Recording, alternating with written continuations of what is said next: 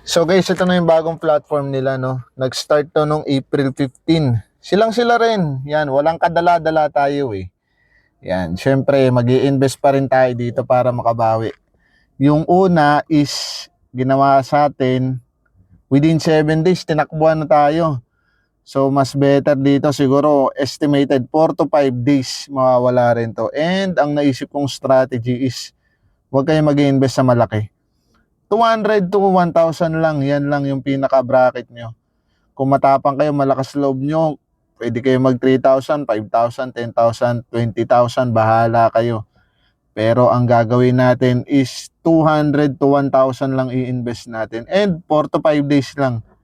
Huwag na kayo mag-reinvest pagkahuli kayo dito kasi alam na natin mangyayari guys. So yan, bill support. Ito, company Kuno. Siyempre, kuno-kuno lang yan.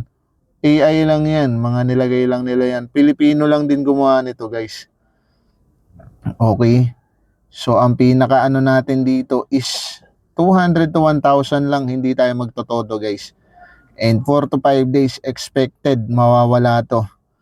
So ang gagawin natin, unahan natin para makakuha man lang kahit papano, mag-earnings.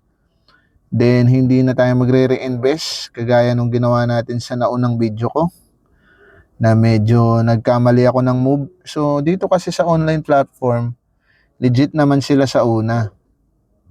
Pero pag tumagal, alam mo na mangyayari. So yung link nito nasa baba lang guys, sa comment. Pwede nyo, eto nakita nyo, nag-withdraw ako to check kung ma-withdraw talaga and nakuha ko naman. Yung link nasa comment section guys. Yan, 200 lang muna. Then planning to reinvest na lang siguro tomorrow. O kaya mamaya maglalagay tayo dyan guys. Kahit 1,000. Then stop na agad. Para kumita man, konti lang. Okay. Sa mga gustong sasabay dyan, nandyan lang yung link. Sa baba ng comment. Yan, 64 pesos daily profits. Parehas na parehas. Walang hiya. Same na same dun sa isang platform. Sila rin ang gumawa nito guys. Okay. 661 pa lang yung members sa Telegram. So, since tayo ay risk taker, let's invest what we can afford to lose. Yun lang guys. Pag magre-reinvest kayo or mag-i-invest, suggest ko lang, huwag kayong totodo guys. And dapat sa unang araw pa lang, second day, makapag-invest na kayo. Pagka mga 3 days, huwag na kayong sumubok. Makawala na yan.